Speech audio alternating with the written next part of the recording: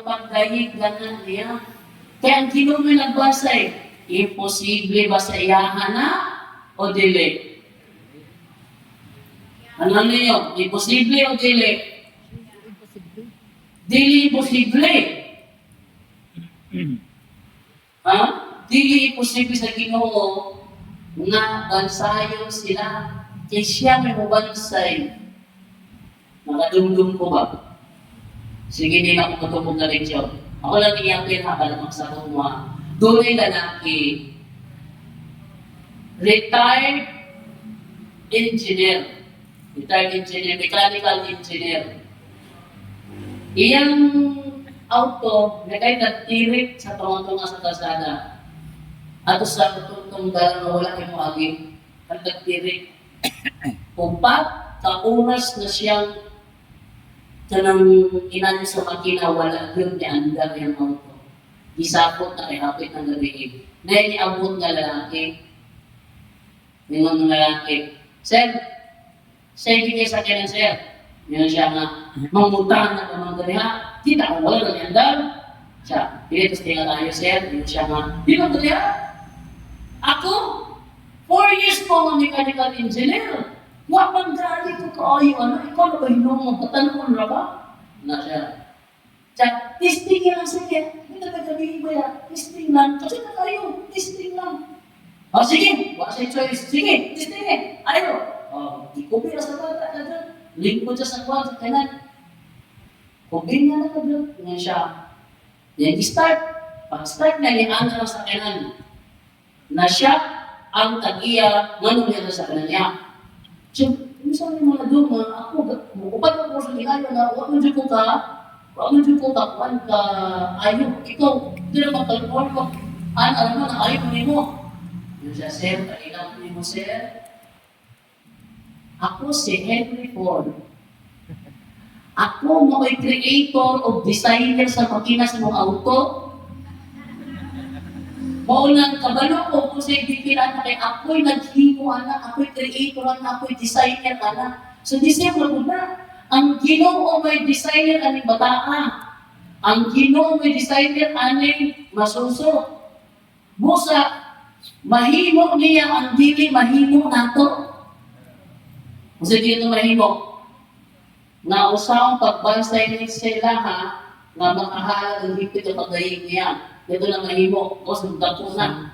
Pero kanina, masuso na. So siya mo nagbansay nila ang paghalag hingpit. Dali mo, hingpit. Nya, paghalag ng hingpit. Limon tayo. Gibansay mo sa paghalag ng hingpit na pagdahig kami mo. Makahalag sila hingpit na pagdahig sa Ginoo. Butang na tilit na ito mahimo. Makadahig ka. Ang mga dagko, makadahig ka. Pero, dili hingpit. Makadahig ka, pero dili hingpit. Pero kaning mga bata o basuso, makadahig sila. Hingpit pa. Aron, uspo na kong pangutana.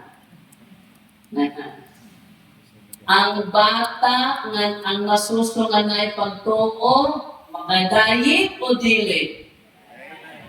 Makadayig. Nakulo ko sa tubag niya sa kuwang? Makadayig. Nausap na yung tubag, nausap na. Pagsunod Domingo, pagbalik niya, nag-testimony na siya, nga siya nagkatuloy na. After ko sa kamulan sa uniforme ng CFD, ako na. So, diyan ko makita na ang bata na masuso, dapat bunyagan kay naay sala o naay pagtuo kung requirements na siya. Pero wala yung sabay ko na dapat requirements din na siya. Kaya naman, usaw naman ng Mongoloid. Di ba pwede bunyagan ng Mongoloid? Di mo na ba sa Marcos 16:15 ang daily, 16, ang mutuo o magpabunyag maluwas. Ang dili, mutuo o bunyag dili maluwas. Maulang ka ng buwan, na mga bata na wala bunyag, puro na siya sa atapis na demonic harassment. Karon, diyan ko makita nga ang sakramento sa bunyag wala namang naglimit sa mga dagko, kundi lakip sa mga bata. Ang nahitabo, pag-analyze na wali sa una, ang among pastor, ang among ipangutana, masuko pa sila sa buhay. Alam mo, yun. So nahitabo, pila ka bulan namong langis ni Brother Rendell, kalibong, ni Batata Ansal, o ni Arnold Ramoso. Naka-decision ko ay na mag-Katoliko. Na iba, ay nakaroon sa 7 ka sakramento. 7 ka sakramento na punta. Hindi na sa reklam na sa pagawas na rin. Kung sa mga 7 ka, kailangan yan. Jared Almasora. Si Jared Almasora, usa ka batanon na member sa ang dating daan. Elisoriano. Mo istorya. Kopya ang style ni Elisoriano. Mutabi. Elisoriano kanan. Kaya istorya may bersikulo. Liman mo na. Istorya may bersikulo. Unya, usap ko, kasi nag-debate sa una, sa wala ko siya naman. Yang debate, yang nakadebate sila sa Muslim. Ako, iya ko sumugon. Tawagan ko niya sa akong live. Saan mababasa? Dandugong. Ayan tao sa ko ay Dandugong. Saan mababasa Dandugong? Yung sakramento. Sabi, yung mga bugo. Bakit? Di mo ba alam na may sakramento sa Biblia? Siya, saan mo nabasa sa sakramento? Hindi, di mo ba alam na may sakramento? Hindi, saan mo nabasa? Wala akong sinabi kung saan mo nabasa. Ang tanong ko, alam mo ba o hindi? So, paigmatay mo ng mga debate, paigmatay mo ng mga katarungan. Siya, walang sakramento. O sige, ito, basa tayo. Sa Biblia, may sinasabi dito na baptism. Ang tawag namin dyan, Sacrament of Baptism. Naniniwala ka ba na sa Biblia may Sacrament of Baptism? Siya, naniniwala kung may baptism, hindi sakramento yan. Oh, very good. Naniniwala ka. Ang sakramento, Latin na siya. Two Latin contraction word na ang meaning sa sakra, balaan. Ang meaning sa sakra, balaan. Ang meaning sa mento is signs, timaan. Balaan na timaan. Sacred signs. More meaning sa sakramento. Alam, kapag mo sa ito ko i-jarit, kay iuyod man siya nga tunay sakramento baptism. Niya akong gibasa, ako akong mga sakramento na di niya pwedeng lubagon. Akong gibasa, Sacrament of Baptism, Sacrament of Eucharist, yung Holy Communion, Sacrament of Confession, Sacrament of Anointing of the Sick, Sacrament of Patrimony. Wala naman mo ba sa iya? Nakawala ko din niya, masupa.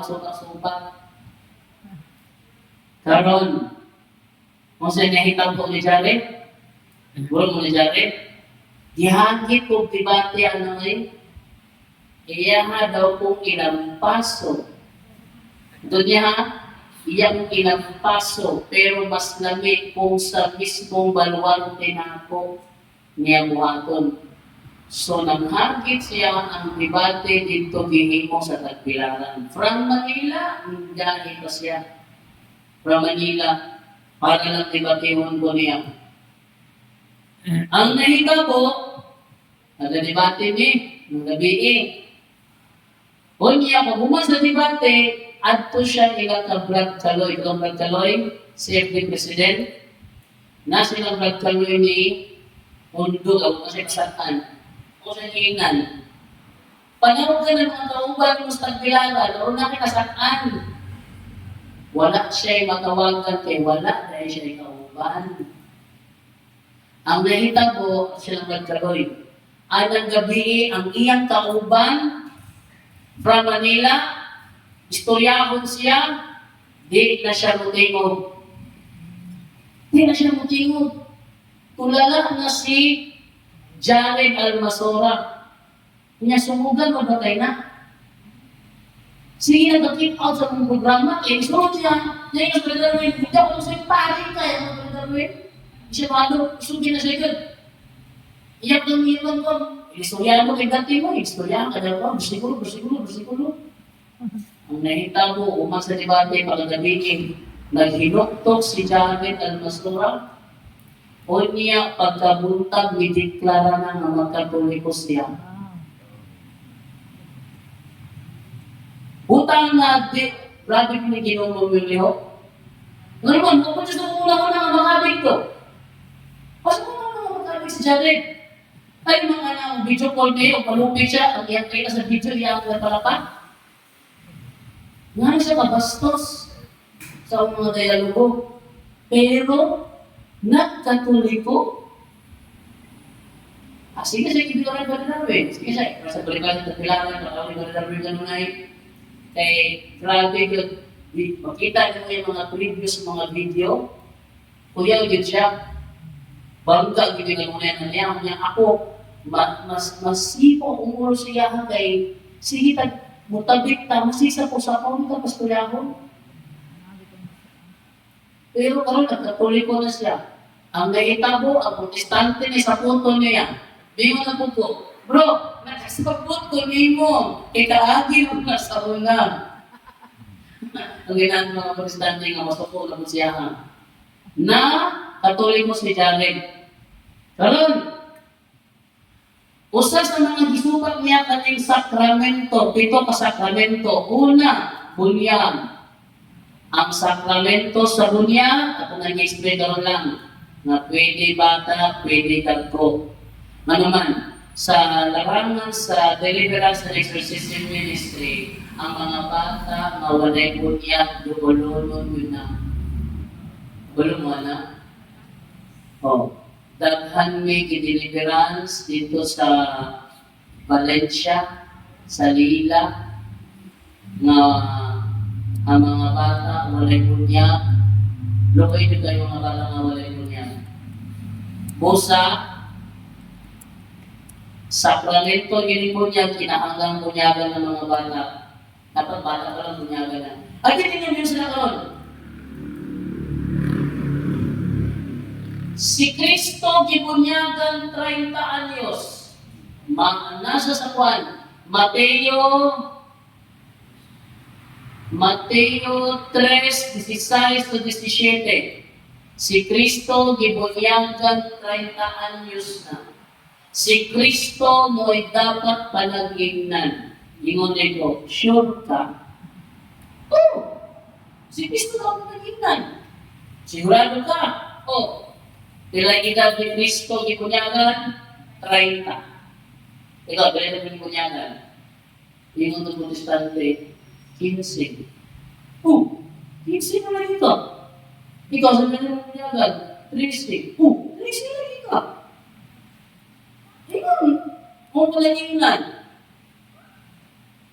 So, dili, baka yan ang edad.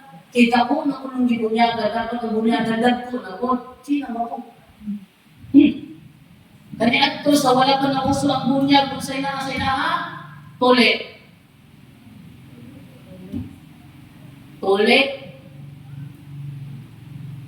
Pilay edad tuli mo ng bata? Ha? 8 days. Maunay katilingban sa Ginoo. Nagdiri ang bata.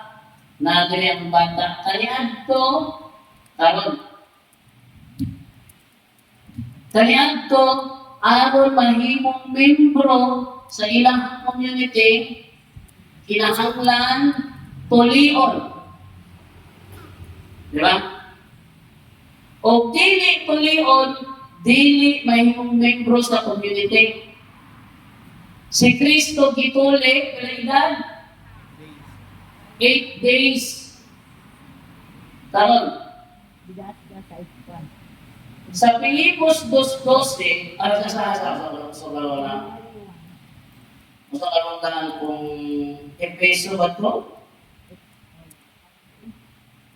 Sa Efeso 2:11 ba ito? Colosas 2:11. Tawag na ba? Para makasiguro ko sa versikulo. Hindi ko masayo. 2:11 sa Colosas. Colosas 2:11-12. Kimon direct. Gitulig kamo diha sa inyong pagkahiusa kaniya. Dili sa paagi nga tawhanon, kundi sa paagi ni Kristo, nga mao'y timaan na kamo naluwas gikan sa gahom ining lawas nga makasasala. Kay sa pagbunyag kaninyo gilubong kamo gibanaw ni Kristo. Inaagi sa inyong pagtuo sa gahom sa Dios nga nagbanaw kaniya. Sa imo dire, gitulig kamo diha sa inyong pagkahiusa kaniya. Gitulig ta aron palipid sa kote. Kani karakon uliw sila sulod. Na kaning sa atong karon, gitulig kita aron mahiusa ni Kristo. Gitulig ka aron mahiusa ang Kristo. Dili sa paagi nga tawhanon. O sa paagi nga tawhanon. Yun na. Pagpanit, utlan, iyon, muli paagi tawhanon. Pero giwan dili, dili sa paagi tawhanon, kundi sa paagi ni Kristo. Sa paagi ni Kristo, bautismo. Therefore, kung ganiad ko, aron makasulod sa community sa mga Israelita, kinahanglan patuloy ang lalaki sa atong panahon karon, dili na tuloy ang basihan kundi bautismo. Aron ka mahimong member sa iglesia, kinahanglan ang bautismo. Di mo sila niingon ba ng bata na pabunyag na ko? Kinahanglan daw kung ang bata musulting magpabunyag na siya. Kung dili ko niya bata magpabunyag na siya, dili daw bunyagan. Ako kamuntanan. Ngano, nakapatay ko rin ba? Makanihan to, dapat musulti ang bata na patuloy na ko. Kung basihanan niya ang pagpananghid, mapabutis ko na ko, dapat basihanan ko na ang pananghid po, mapatuloy na ko. Pero no, nga naman, ang ginikanan ang mapatuloy sa bata. Kaya ano, nahibalo ang ginikanan at pinaagi sa tuloy ang iyang bata na himong member sa ilahang katilingban. Karon, ang atong ginikanan mo'y magpabunyag sa mga bata. Kaya nahibalo ang ginikanan at pinaagi sa bunyag, mahimong membro sa iglesia ang ilang anak. The same ra. Kung pangitaan nila, na dapat musulti ang bata, kung pabunya na siya, ang bata may magbuot. Dapat ang himo na sa una. Kaya di naman tuloy ang pahiwag mga kasunod sa iglesia. Bunyag naman. Asa nang basa? Colosas 2:11-12, bunyag ang gipuli sa kaniadto nga puli. Sunod nga, sakramento, kining kumpil. Kining kumpil. Nakabali sa Biblia ng kumpil. Nana sa buhat, 19, mamukunaw niya buhat niya. Buhat, 19. Para na. Buhat, 19, ulo bumabasa ito. Samtang dito si Apollo sa Corinto, milakas si Pablo sa lawigan hangtod na miabot siya sa Efeso.